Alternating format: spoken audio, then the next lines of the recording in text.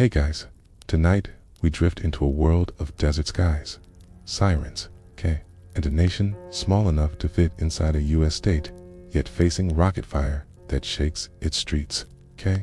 You imagine yourself in an Israeli town in the early 2000s, houses, low and whitewashed, bougainvillea spilling over fences, but with air raid sirens slicing through summer afternoons. Rockets fall, not with precision, but with randomness, landing in fields, playgrounds, markets. For people here, every short walk to the store could end in a sprint to a bomb shelter. You probably wouldn't survive long sleeping lightly, jumping at every sound, calculating how many steps you are from safety at any given moment. So, before you get comfortable, take a moment to like the video and subscribe, but only if you genuinely enjoy what I do here. And, hey, tell me in the comments where you're listening from and what time it is. Midnight in Berlin, afternoon in Buenos Aires. I love seeing how wide this sleepy little community stretches. Now, dim the lights, maybe turn on a fan for that soft background hum, and let's ease into tonight's journey together. Back to those sirens. In the early years of the 2000s, crude rockets from Gaza and Lebanon exposed Israel's vulnerability in a way that tanks, jets, and high-tech gadgets couldn't solve. The rockets weren't expensive, weren't sophisticated. They were pipes filled with propellant and warheads cobbled together in workshops, but they rained down by the thousands.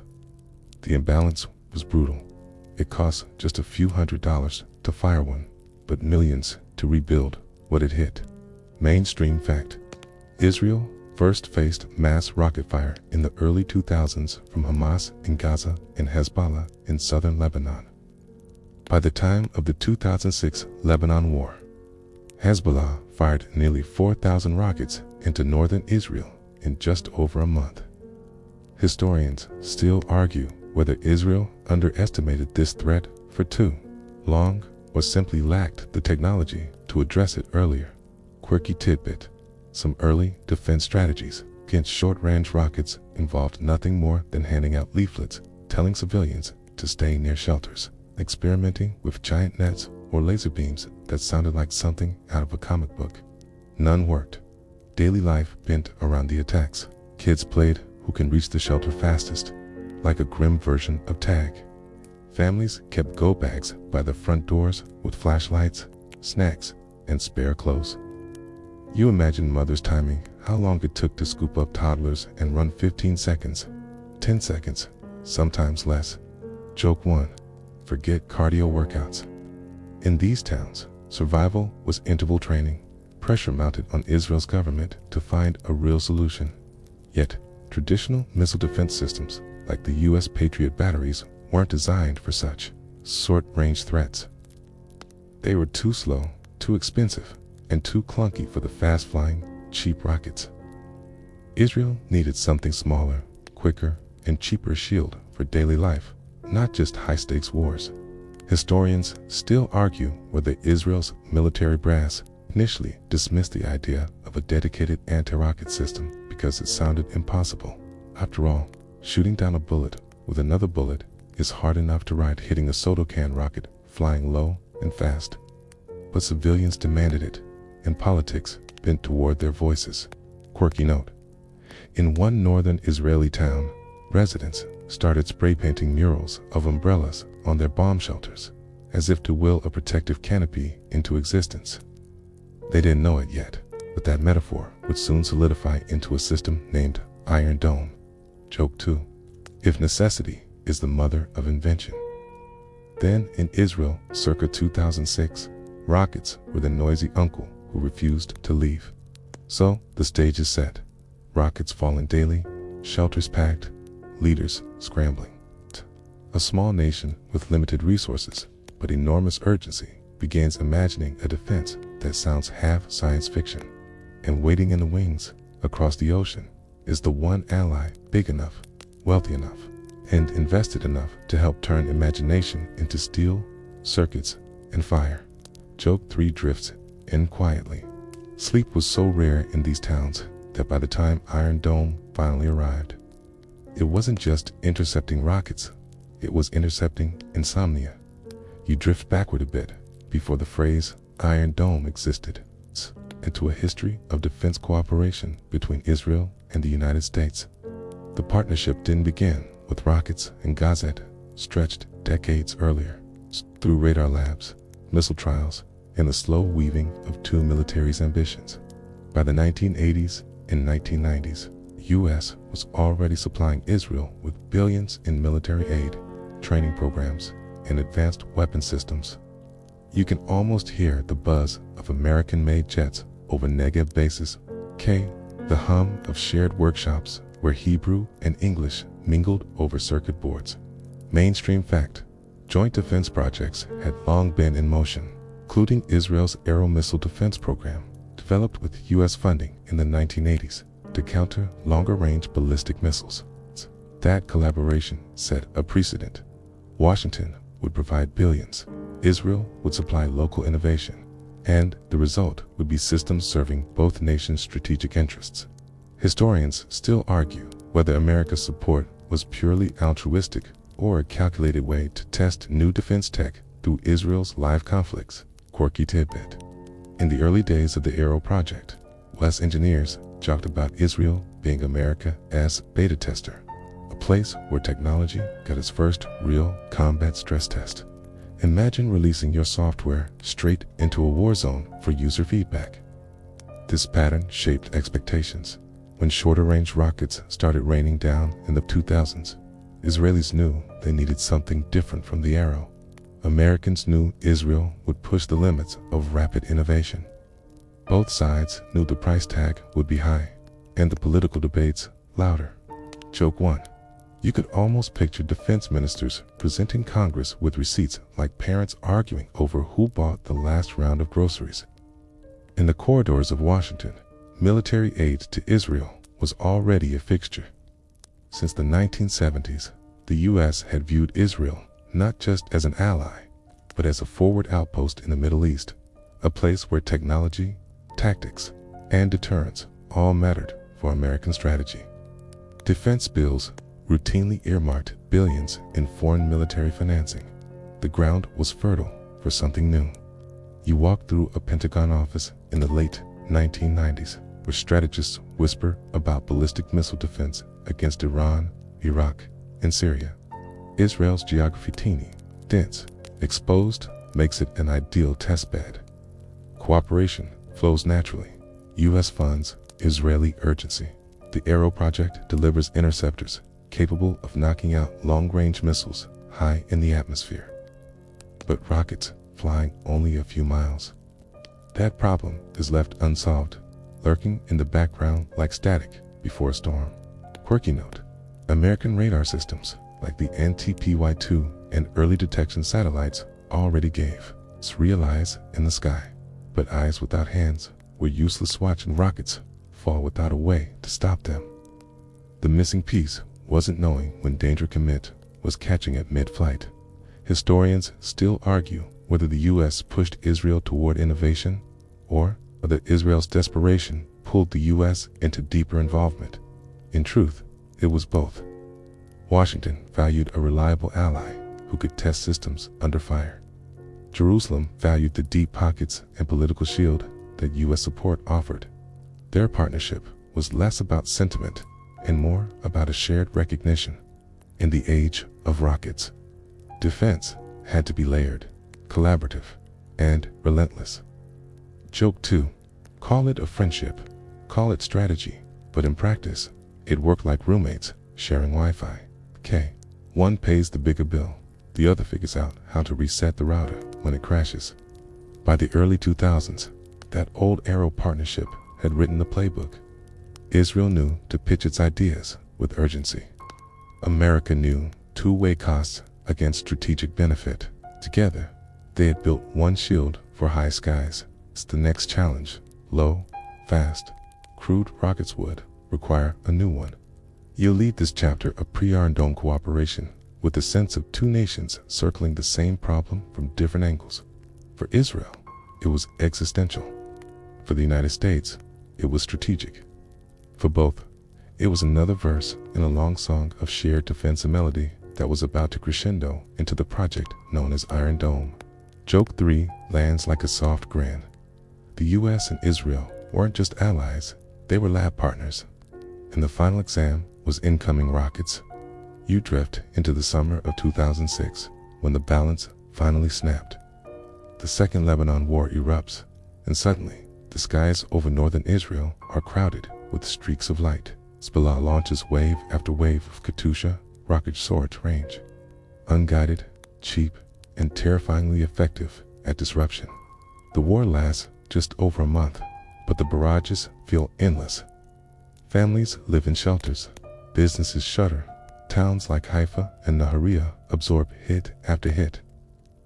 Mainstream fact: Hezbollah fired nearly 4,000 rockets during the 34-day war, killing dozens of civilians and forcing hundreds of thousands into displacement.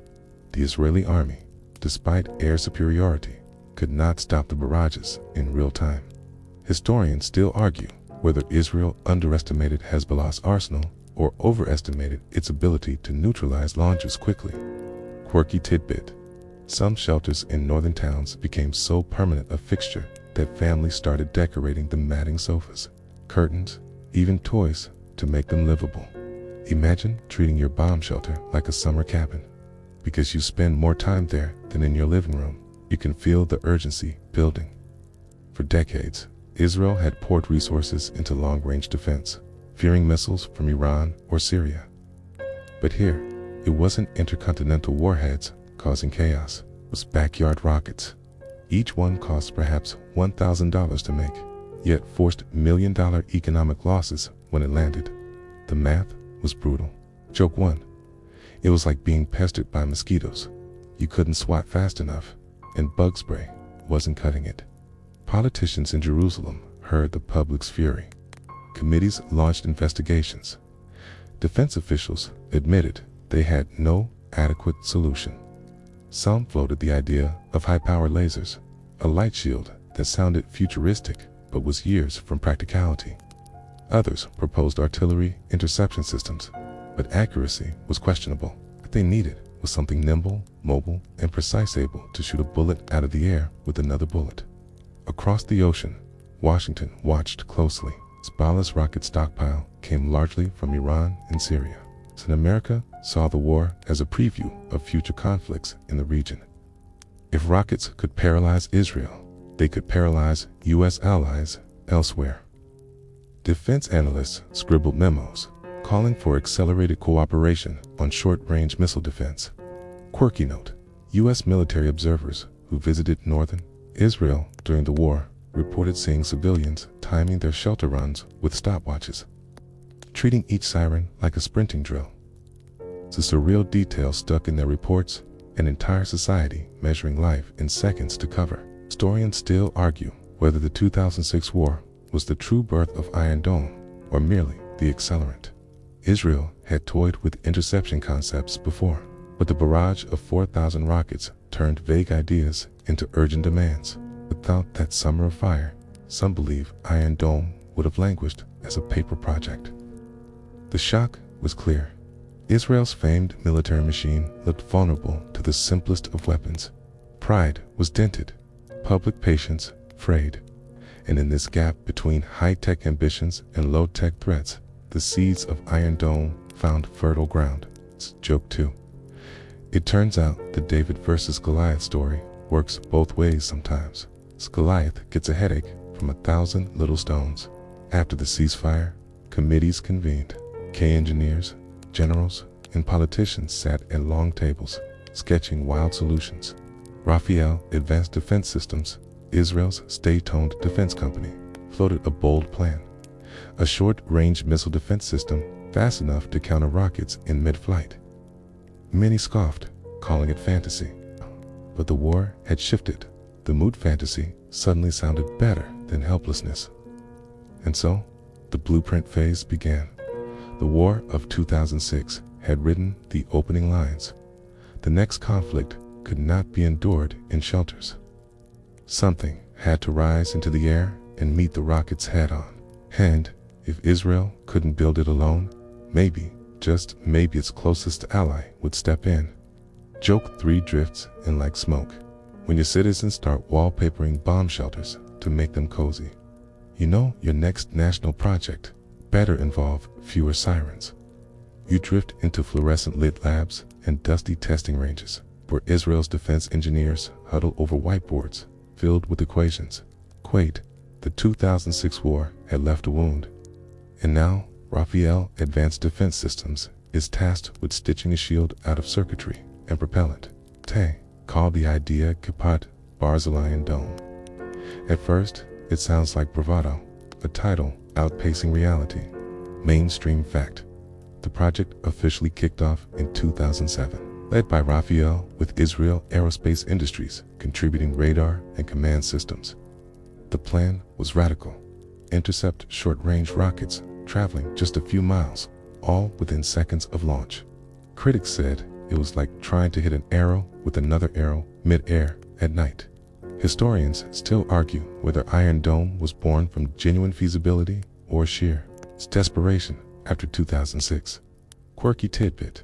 The system's interceptors were designed to be smart enough to ignore rockets headed for empty fields, saving costly launches only for threats to populated areas. Imagine a defense weapon with the judgment of a tired but practical parent. That one is fine. Let it fall in the dirt. Side Raphael's workshops. You sense the blend of nerves and stubborn pride. Engineers debate guidance, algorithms, test propulsion, argue about costs. The challenge isn't just technical, it's financial. Each interceptor might cost tens of thousands of dollars. Each rocket it faces, maybe $800. The math makes skeptics laugh. It's joke 1. It's like swatting a fly with a gold-plated tennis racket. Still, prototypes take shape. A launcher box angled toward the sky. Radar arrays spinning like watchful eyes. The control system crunching trajectories in real time. The pieces look clunky at first, but engineers see beyond the bolts and circuits. They see a dome rising invisibly over towns. Politicians aren't convinced. Some push for laser projects instead. Others argue the whole thing is a boondoggle. Even within the military, voices mutter. Better to spend on offense than defense. But the engineers keep going. Buoyed by a few champions who argue that citizens 1T tolerate another 2006. The image of families in shelters becomes a motivator stronger than budgets. Historians still argue whether this persistence reflected Israeli ingenuity or simply a culture used to improvisation under fire. Either way, you walk past drafting tables, littered with coffee cups, and hear the soft hum of determination. Quirky note. To save time, engineers sometimes tested parts in borrowed spaces, even repurposing agricultural fields as makeshift ranges. Farmers watched sheep graze nearby while rockets arced skyward in controlled tests.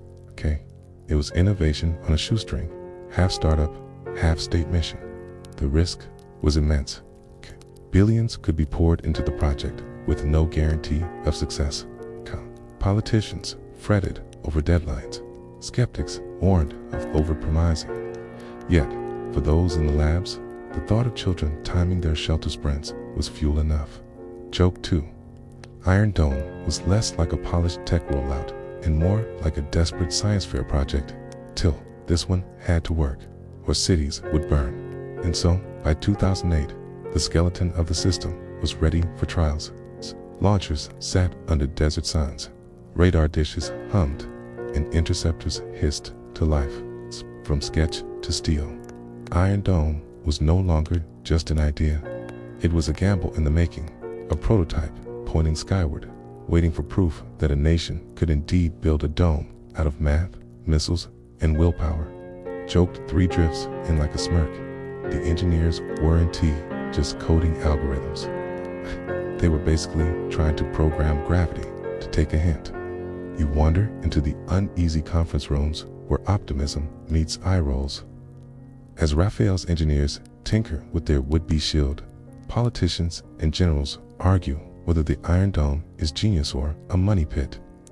The atmosphere is thick with coffee, steam, cigarette smoke, and skepticism. Mainstream fact. In both Jerusalem and Washington, many officials doubted the project. Critics said the economics were absurd. Why spend $40,000 or more on a single interceptor to stop a $500 rocket? Others questioned the physics, calling it nearly impossible to detect, track, and destroy such small, fast projectiles at close range. Historians still argue whether these doubts were sincere strategic concerns or excuses to avoid sinking money into a gamble. Quirky tidbit. One Israeli Knesset member joked that Iron Dome sounded less like defense and more like science fiction, as if the army had been watching too much Star Wars. That line made newspapers, fueling public ridicule. Imagine trying to pitch your life-saving project while reporters doodle Jedi cartoons in the margins. Inside Israel's defense ministry, debates grew heated. Some commanders insisted offensive strikes were better investments to destroy the launchers instead of trying to block the rockets. Others worried that defense would make citizens complacent, lessening pressure to negotiate peace. You can almost hear the raised voices. We are not building toys, we're buying time for survival. Joke 1. It was basically the world's most expensive argument over umbrellas in a rainstorm. Meanwhile, in Washington, skepticism took another flavor. Budget politics. U.S. defense dollars already flowed heavily into Israel. Adding another line item for unproven technology meant justifying it to Congress, where critics questioned why American taxpayers should bankroll experimental shields abroad. Pentagon analysts filed cautious memos advising to watch progress before committing. Historians still argue whether this hesitation was fiscal prudence or lack of imagination. After all, missile defense has always drawn doubters. For decades, critics called it chasing a mirage. Too costly, too complex, too late. Iron Dome looked like one more entry in that cursed tradition. Quirky note. Even among engineers, some doubted success rates. Early simulations showed intercept chances as low as 20%. That didn't inspire confidence when lives hung in the balance. The phrase boondoggle was whispered more than once in both Hebrew and English, and yet champions pressed on. A handful of Israeli defense officials fought for funding, citing civilian pressure. Towns battered by rockets demanded answers, not theories. Families from Sderot and Haifa wrote letters, begged in interviews, waved broken roof tiles on TV as proof that waiting wasn't an option. Public opinion shifted the tone. Skeptics in the Knesset had to defend themselves against accusations of indifference to ordinary people's terror. Joke 2. In a country where everyone knows everyone, ignoring rocket fire was like telling your cousin's neighbor's aunt to just walk it off, It didn't go down well. Eventually, the decision was made. Raphael would continue development. The risk was tolerated because the alternative, another summer like 2006, was politically unthinkable. But the budget was still tight, and the timeline brutal. Israel needed not just determination, but outside help. It's where the U.S. re-enters the picture. Washington's early reluctance would soon soften, but for now, you sense the tension of a project in limbo, an invention too wild to embrace fully, too urgent to abandon. Joke 3 drifts in like a shrug.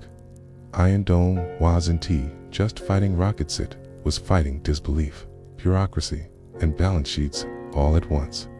You drift into the moment when the tide turns, not on a battlefield, but in budget hearings and diplomatic backchannels. The skeptics hadn't vanished, but the urgency of rockets raining on Israeli towns finally pushed Washington to open its wallet. Suddenly, Iron Dome wasn't just a quirky lab project. It had a lifeline in U.S. dollars. Mainstream fact. In 2007, the U.S. began providing initial funding, and by 2010, under the Obama administration, America committed hundreds of millions of dollars specifically for Iron Dome's development and deployment.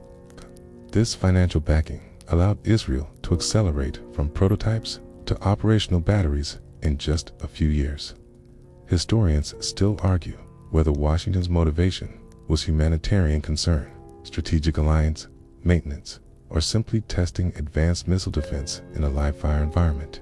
Quirky tidbit: the first big U.S. check for Iron Dome was so politically sensitive that Israeli officials staged low-key announcements. Worried critics would paint it as America footing the bill for Israel's experiments. Meanwhile, U.S. lawmakers bragged to their districts that funds created American jobs in defense factories. Hey, it was a PR dance with two different rhythms. In Israel, relief spread among engineers.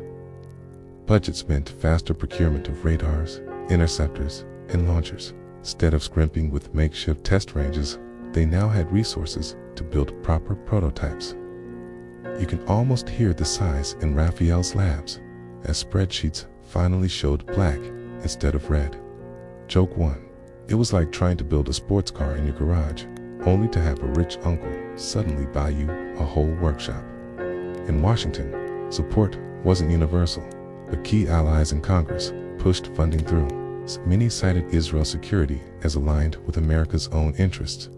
Some invoked shared democratic values, others leaned on pro-Israel lobbying groups. Whatever the reason, the checks cleared. It came once the U.S. invested. The project carried a new legitimacy. What was once sci-fi now sounded like joint defense innovation. Historians still argue whether America's money truly saved Iron Dome, or if Israel would have found other ways eventually. Yet, the scale and speed of development clearly shifted once U.S. aid flowed. Batteries that might have taken a decade to build began rolling out in just a few years. Quirky note: one early funding package included a clause that required updates to U.S. defense committees every few months. That meant American lawmakers received classified briefings on Iron Dome's progress, sometimes learning more than ordinary Israeli citizens about their own country's secret project. Imagine foreign politicians tracking your neighborhood's future safety before your own leaders tell you. For Israeli leaders, U.S. backing was a political shield as much as a financial one. Critics at home could no longer scoff at Iron Dome when the world's superpower was paying for it. In Washington, the partnership served as proof that America's aid produced tangible, headline-ready results. Joke 2. It was a win-win PR. Move Serial got rockets intercepted. Congress got re-election campaign soundbites about protecting our ally. And so, with U.S. funding secured, the Iron Dome shifted gears. What had been a contested, underfunded gamble turned into a national project, watched closely on both sides of the Atlantic. Engineers now raced to make the shield real, knowing every siren wail outside the labs was a reminder of why delay wasn't an option. Joke 3 drifts in with the desert freeze. Iron Dome wasn't just built with steel and code. It was built with dollar signs and diplomatic signatures. You walk out into a desert testing range where sand stretches flat under a blazing sun and the only sound is the whir of generators. Here, Israel's gamble finally leaves the drawing board. Launchers tilt skyward, radars hum, and engineers shield their eyes, waiting for proof that math and money can turn into survival. Mainstream fact: between 2008 and 2010, Israel conducted live-fire trials of Iron Dome. These tests aimed to prove that the system could detect, track, and intercept rockets in flight. When interceptors finally streaked upward and successfully destroyed incoming targets, doubts began to quiet. Historians still argue whether the tests were overly staged or genuinely realistic, but either way, the results built momentum. Quirky tidbit: at one test, a group of skeptical generals were invited to watch. When the interceptor hit its target, the officials reportedly broke into applause rare in a culture where understatement was the norm.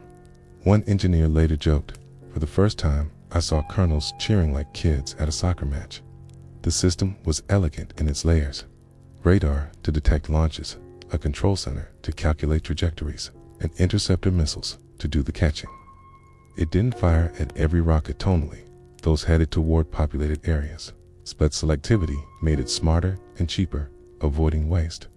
You picture the moment an interceptor arcs across the sky, guided by computers, closing the distance in seconds before detonating with a flash. Joke 1. It looked like fireworks and reverse explosions, not for celebration, but to keep the party going below. Still, questions lingered. Would it work under the chaos of real barrages, not controlled tests? Could launchers reload quickly enough?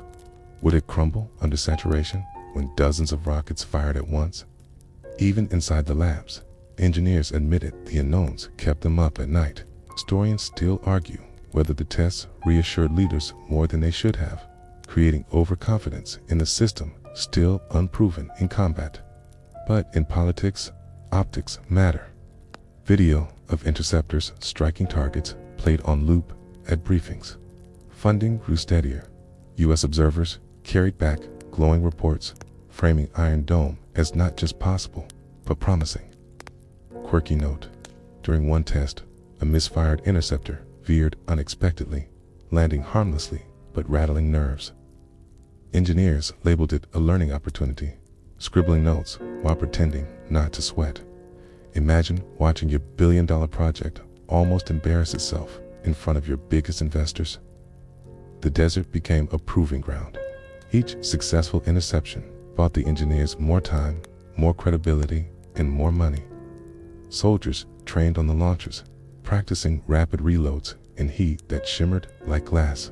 The system was clunky at first, but with each drill, it felt more like a weapon than a prototype. Joke 2. The first time troops nicknamed the interceptor Tamir, someone quipped it stood for try again. Maybe it'll reach. By the second test, the joke died because Tamir actually worked. As the final rounds of testing wrapped up, the mood shifted. What had been a dream now looked like a shield.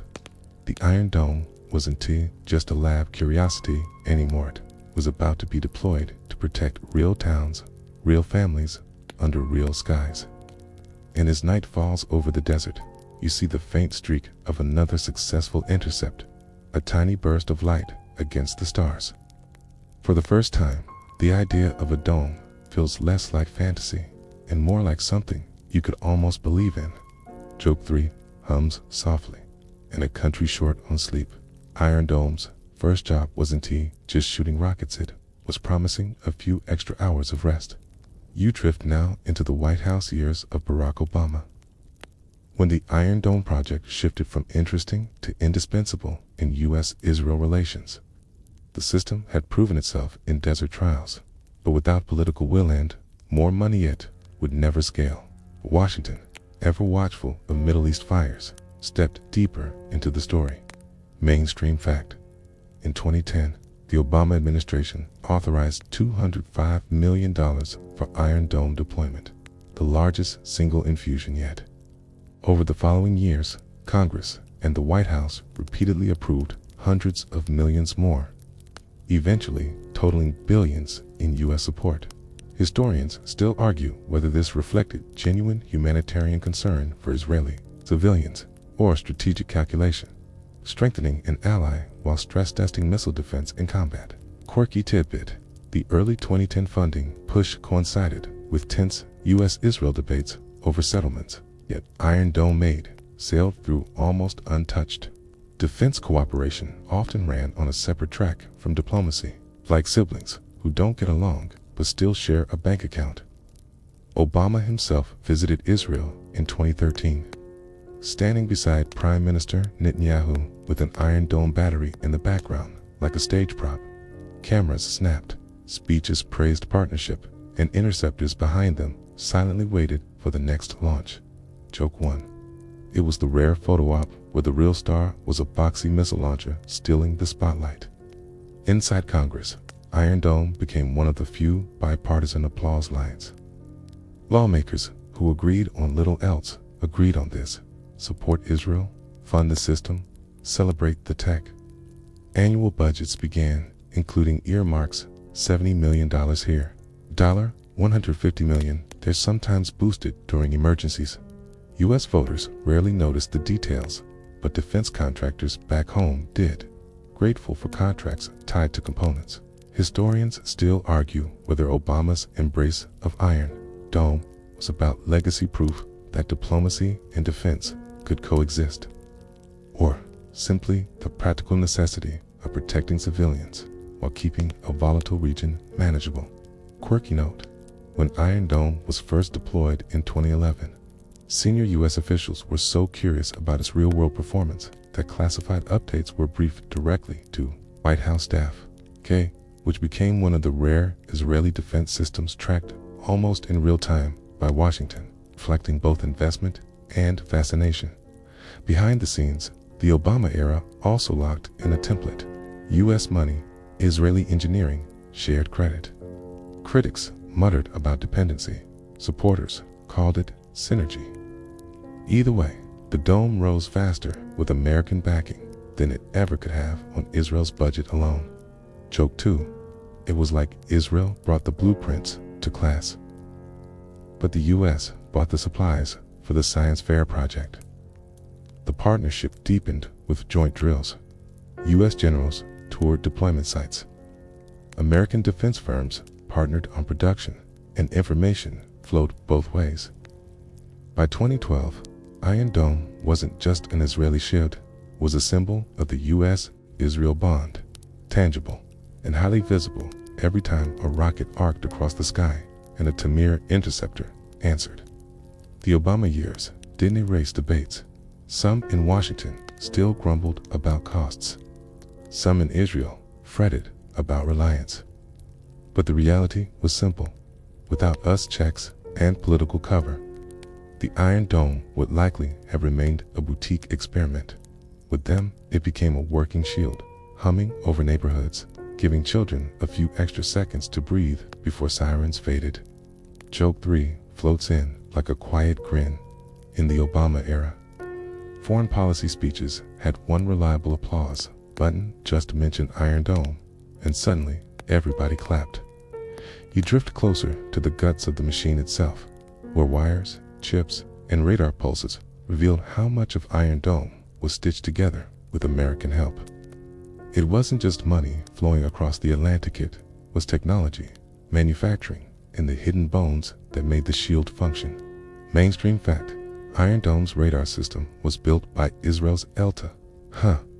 But U.S. companies supplied key electronic components and software inputs. Later, production of the interceptor missile, the Tamron, was jointly handled by Rafael in Israel and Raytheon in the United States. Historians still argue whether the system should be called Israeli-built or a true co-production between allies. Quirky tidbit: some of the microchips guiding Tamir interceptors were sourced from American plants, better known for making consumer electronics. Picture a cousin of your laptop chip riding a missile into the sky at Mach 2. The tech marriage ran deep. American expertise in advanced semiconductors and precision guidance folded neatly into Israeli experience with rapid deployment defense systems. Interceptors used US-made parts for propulsion and steering. American firms even lobbied for more co-production to keep domestic jobs humming. Joke 1: it was like a long-distance group project. Israel wrote the essay. The US printed it on fancy paper. In practice, this integration ensured two things: Israel could deploy batteries faster, and the US could claim credit whenever the system made headlines. It wasn't purely altruism, it was politics, jobs, and bragging rights. When rockets were intercepted on live TV, both nations pointed and said, "Ours." Historians still argue whether this blurred origin dilutes Israel's story of innovation.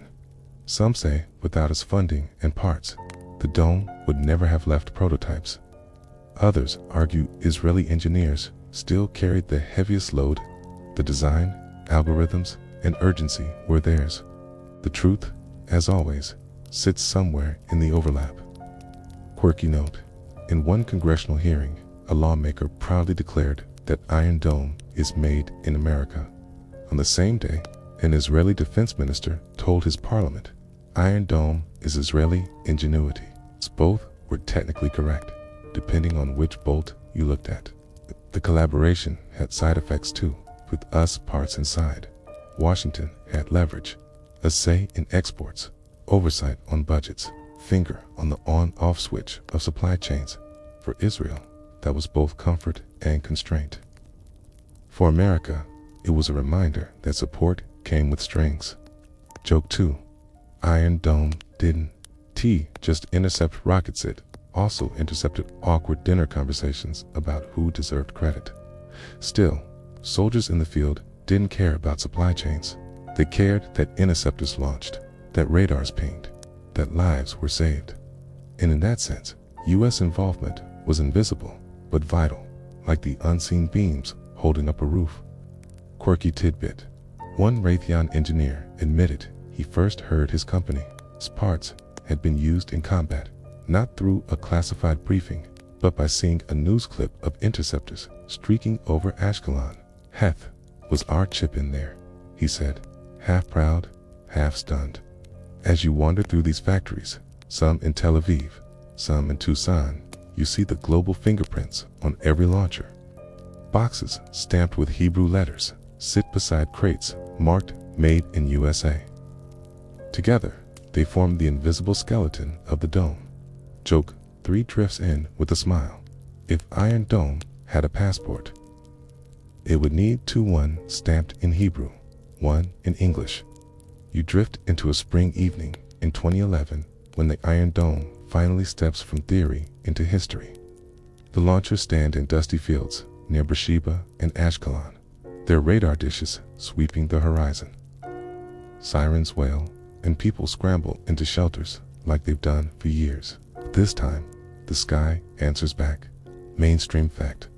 On April 7th, 2011, Iron Dome achieved its first operational interception, shooting down a Grad rocket fired from Gaza toward Ashkelon. It was the first time in history that a short-range rocket had been destroyed mid-flight by another missile. Historians still argue whether the event was a carefully staged debut or genuine trial by fire. Quirky tidbit. When that first interceptor detonated, residents cheered from their shelters not because they saw the explosion clearly, but because they heard silence afterward. The rocket never hit. One man later joked that it was the first time he applauded something he couldn't even see. The moment rippled fast. News anchors scrambled to explain. Military spokespeople grinned, and children sketched domes and rockets in classrooms the next day. After years of doubt, there was proof. The shield worked. Joke 1. You could almost hear engineers muttering, "Told you so," loud enough to echo across the Knesset. The weeks that followed, more interceptions piled up. Iron Dome batteries shot down rockets aimed at populated areas, ignoring those destined for empty fields. The selective logic amazed people. This wasn't just blind firing, it was intelligent defense. Citizens began calling the interceptors guardian angels, and the once skeptical press softened into admiration. Historians still argue whether the early success rate, often reported around 80%, was inflated by careful data framing. Yet, even skeptics admitted the psychological impact mattered. For the first time in a decade, civilians felt like someone was standing between them and the rockets. Quirky note. Children in southern towns soon painted murals of Iron Dome alongside the bomb shelters they once decorated. The shelters were still used, but now they came with reassurance that the sky itself was helping out. Politicians seized the moment. In Washington, lawmakers congratulated themselves for betting on the right horse. In Jerusalem, leaders praised the fusion of ingenuity and partnership. Both sides had found not just a shield, but a narrative. Technology triumphing over terror. Joke 2. It was the rare defense project where going live didn't mean a press launch. It meant intercepting explosives in midair. For ordinary Israelis, life didn't return to normal. Rockets still flew, shelters still filled, but fear shifted. Instead of helpless waiting, there was now a sense of odds in their favor. Each interception was a small miracle, a reminder that vulnerability wasn't absolute. Quirky tidbit. One reporter described a strange new soundscape: sirens, then silence, then cheers, like a grim ritual rewritten. Where once there was only dread, now there was relief. The first operational success etched Iron Dome into the collective imagination. Skeptics didn't vanish. Critics still grumbled about cost. But the image of that April evening stuck. A rocket meant to kill instead disappeared into the sky. Replaced by nothing but calm. Joke 3 drifts in like a grin. Iron Dome didn't just intercept rocket set, intercepted despair, at least for a few heartbeats at a time. You drift now into the marble halls of Congress, where success stories travel faster than rockets. The news of Iron Dome's first real-world intercepts electrifies Washington. Suddenly, lawmakers who barely knew the term Tamir missile are quoting it in speeches. The tone flips overnight from cautious skepticism to eager ownership. Mainstream fact: after Iron Dome's initial successes in 2011, the U.S. Congress rapidly expanded its support. Between 2011 and 2014, lawmakers approved hundreds of millions of additional dollars, pushing total U.S. contributions past the billion-dollar mark. Funding bills passed with overwhelming bipartisan votes, one of the rare subjects Democrats and Republicans could agree on. Historians still argue whether this wave of support was primarily driven by strategic military interests or domestic political incentives tied to pro-Israel constituencies. Quirky tidbit: some congressional speeches became so effusive that Israeli officials privately joked they should hire American lawmakers as their PR team. One senator compared Iron Dome to a miracle on earth, forgetting it was also a very expensive government contract. The political calculus was simple. For Congress, Iron Dome was a win-win.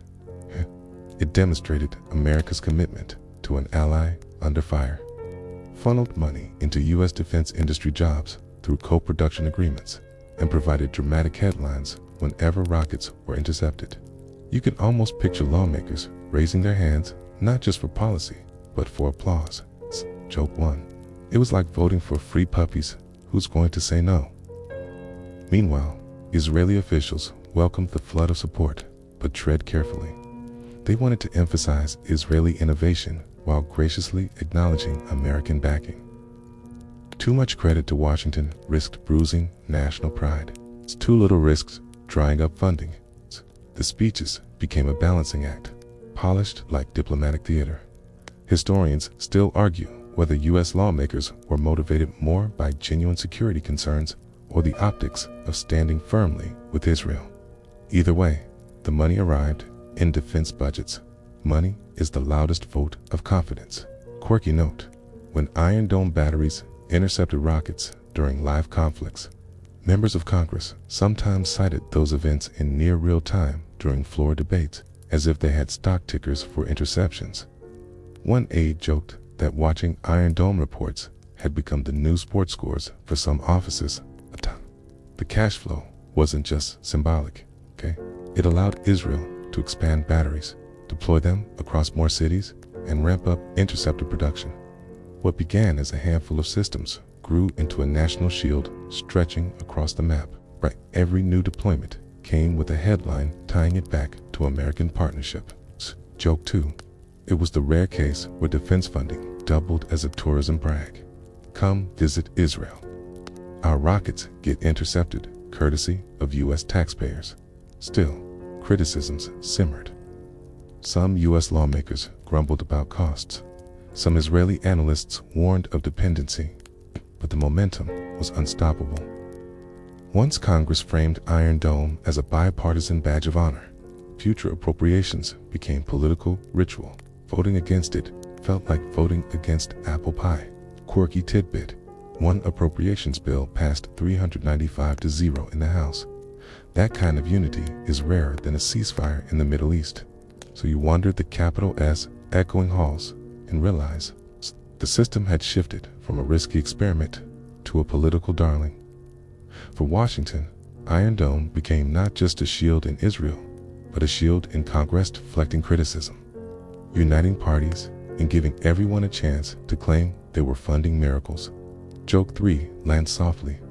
Iron Dome wasn't just intercepting rockets, it was intercepting partisan gridlock, at least for a few minutes on voting day.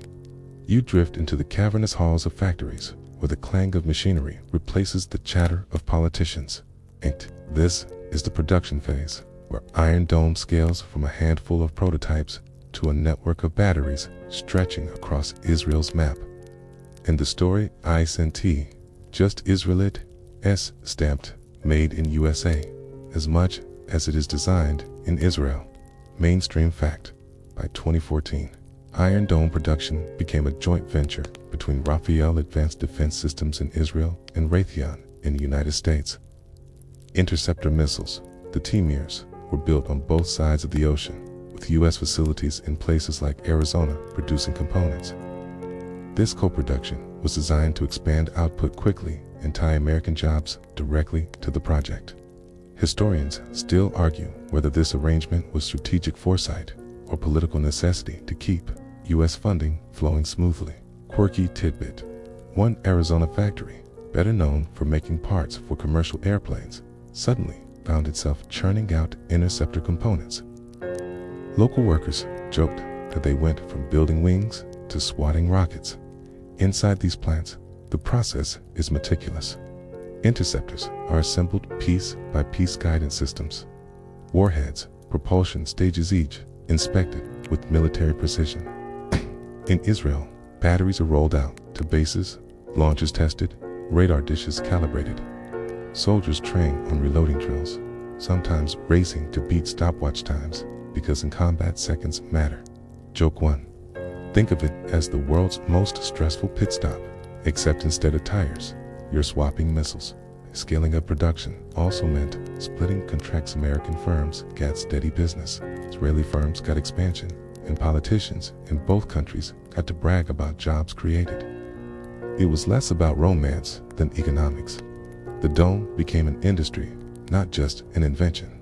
Historians still argue whether this co-production diluted Israel's independence or secured its survival. Some say reliance on U.S. factories tied Israel's hands politically. Others note that without American output, Israel could never have fielded enough interceptors to keep pace with barrages. Quirky note: one logistical report described the challenge of shipping TMIR components across the Atlantic without drawing attention. The solution? Ordinary cargo containers, guarded but unmarked. Tomeware out there. The shipping clerk probably signed off paperwork without realizing the box contained pieces of a missile defense system. In Israel, the expansion changed daily life. Batteries sprouted near cities once thought indefensible. Maps in military command centers glowed with coverage arcs, like umbrellas opening across the landscape. As families in Ashkelon, Beersheba, and later Tel Aviv slept a little easier knowing interceptors stood watch. Joke 2. Iron Dome went from being sci-fi to sky-fi. A subscription plan everyone was happy to pay for. The soldiers operating the system became routine. They watched radar scan, interceptors launch, and rockets vanish mid-air. For civilians, the dome became background, no longer shocking, just part of the soundscape of conflict. Quirky tidbit: some towns began scheduling community events around Iron Dome coverage, as if the batteries themselves were neighborhood guardians whose presence justified a festival or a fair. It was both practical and oddly comforting. By the mid-2010s, production lines in Israel and the US were synchronized. Each rocket intercepted was also a small signal that two distant factories had done their jobs. Every interception wasn't just a military act, it was the culmination of an international supply chain. Joke 3. Iron Dome proved globalization was in just about sneakers and smartphones. It was also about missiles that arrive on time and in working order. The scaling up phase cemented Iron Dome's status as not only a defense system, but also an industrial partnership where politics, jobs, and technology fused into a rhythm as steady as the assembly lines themselves. You drift now into the world of debates, where the Iron Dome is praised as miraculous by some and questioned as wasteful by others. Behind the glow of intercept videos and cheering crowds, critics sharpen their pencils and point to spreadsheets. Mainstream fact: each TMIR interceptor missile costs tens of thousands of dollars, often cited around $50,000 apiece, while the rockets it intercepts may cost only a few $100s. This asymmetry sparked criticism both inside Israel and abroad. Historians still argue whether the financial burden is sustainable in prolonged conflicts, or whether the psychological benefit outweighs the economic math. Quirky tidbit. One analyst once quipped that Israel was using Porsches to stop mopeds. The metaphor stuck, quoted in op-eds and late-night debates. Even though the mopeds in question could flatten apartment blocks, supporters countered that the costs are worth it. Each intercepted rocket saves lives, prevents destruction, and avoids expensive rebuilding. Hospitals, schools, power stations, what price tag do you put on shielding them? You can almost hear the counter-argument.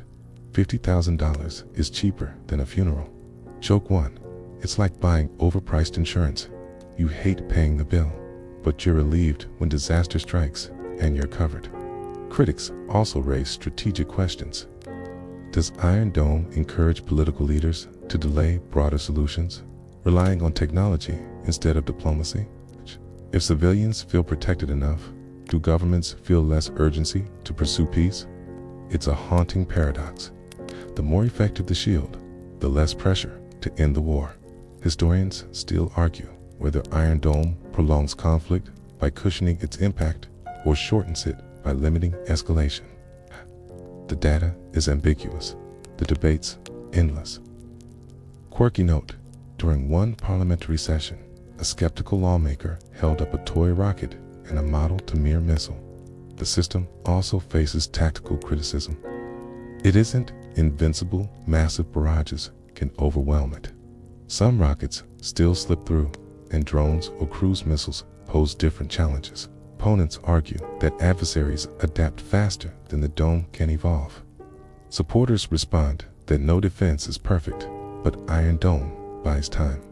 Each interception gives families seconds more to find shelter, commanders more time to plan, and politicians more time to maneuver. Those seconds, multiplied by thousands, change outcomes. Joke 2. It's like arguing whether seat belts are worth it because they prevent all crashes. Try telling that to the guy who just walked away from a wreck. Beyond the economics and strategy, there's the psychological debate. Supporters call it a miracle for morale. Kids go to school, shops stay open, people breathe easier. Critics call it an illusion, a temporary bandage that hides deeper wounds. Both sides agree on one thing: Iron Dome changed how Israelis experience conflict. Quirky tidbit. Surveys showed that after Iron Dome's deployment, stress levels in rocket-prone towns dropped noticeably, even among people who still had to run to shelters. It wasn't total safety, it was partial relief, and sometimes that's enough. So you wander through think tank panels and late-night news shows, hearing voices clash: miracle or money pit, stabilizer or enabler. The arguments swirl like intercepted rockets, exploding mid-or-loud, dazzling and inconclusive. Joke 3 drifts in softly. In the end, Iron Dome didn't just intercept rockets, it also intercepted endless dinner table debates about whether it was worth the price. We drift into a world beyond Israel's borders, where headlines about Iron Dome echo in foreign capitals and defense expos.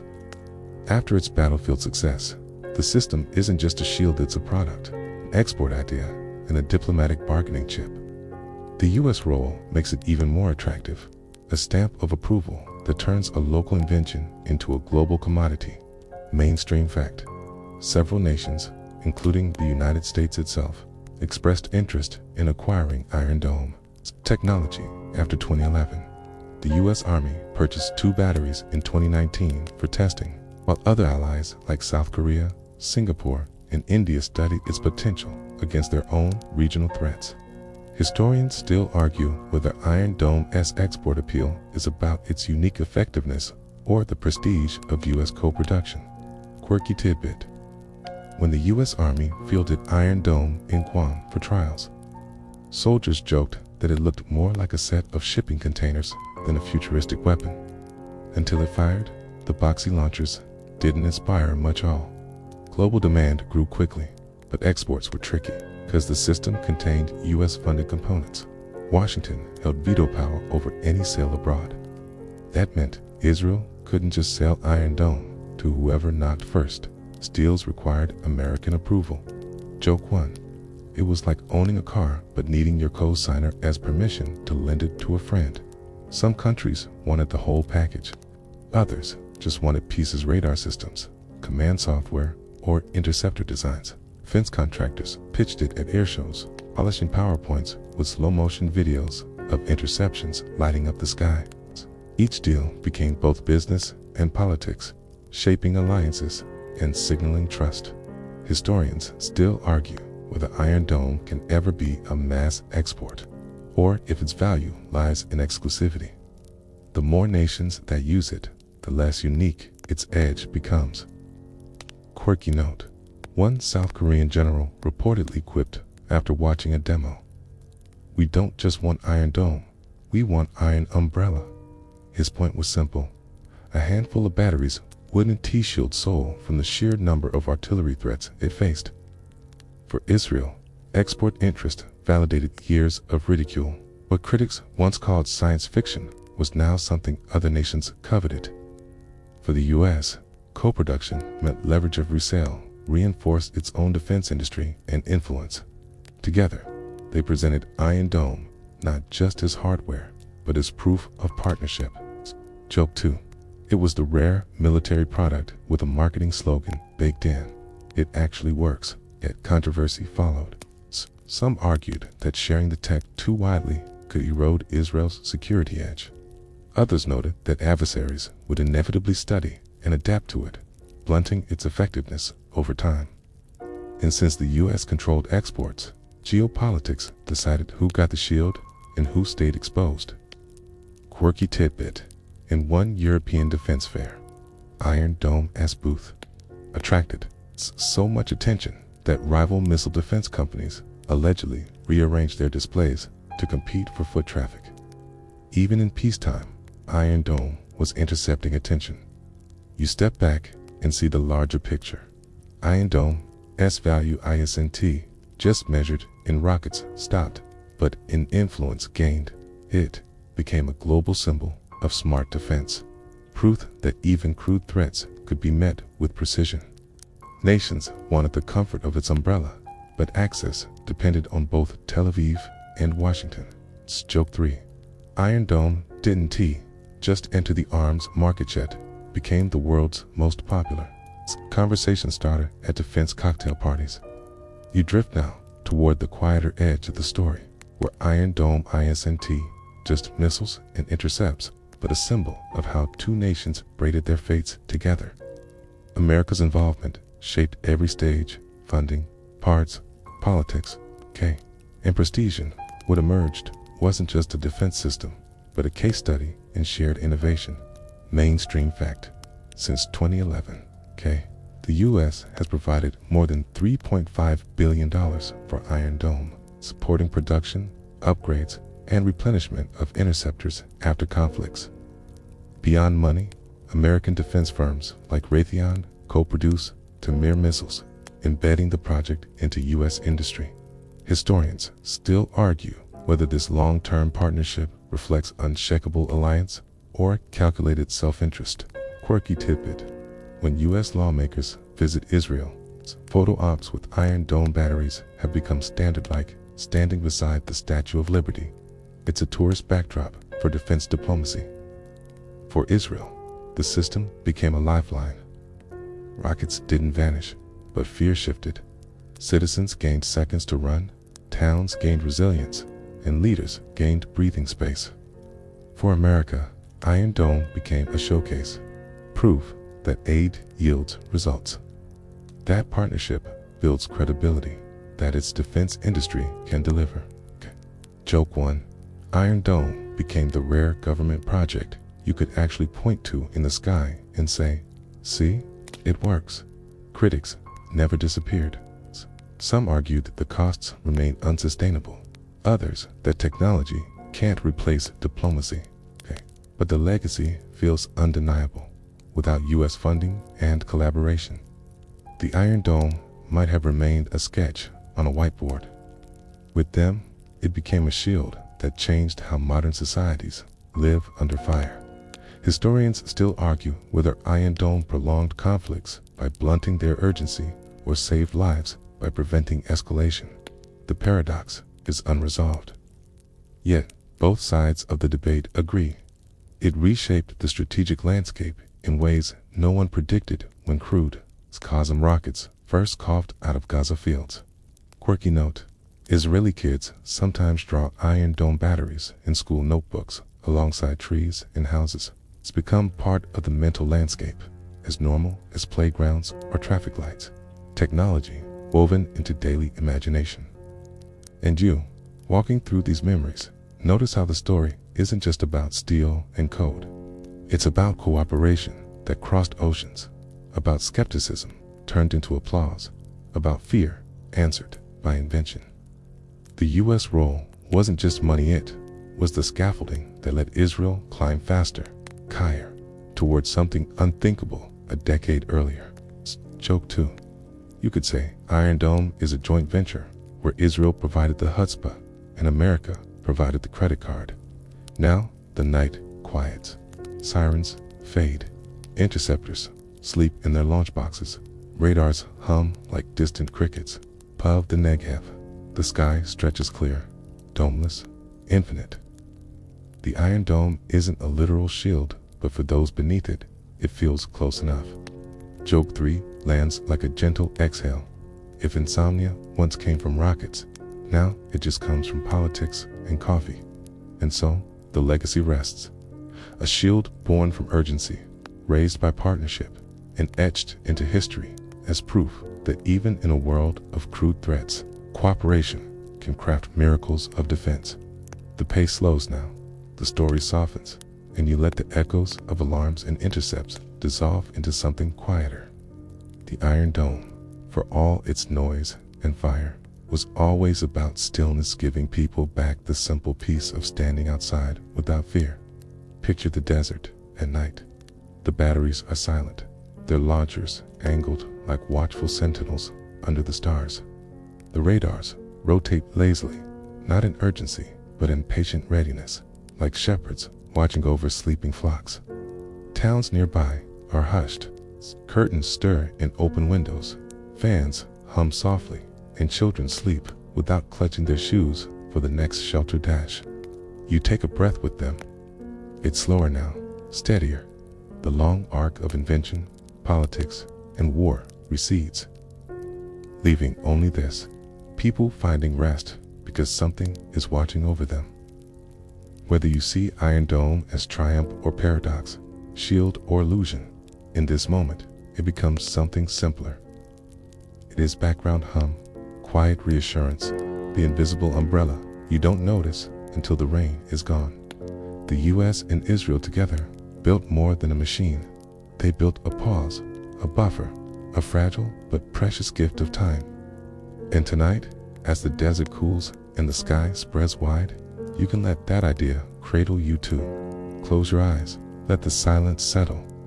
The rockets aren't here, the arguments aren't here, only the steady rhythm of your breath and the soft turning of the earth. Sleep easy. Tomorrow has its storms, but for now, the dome holds.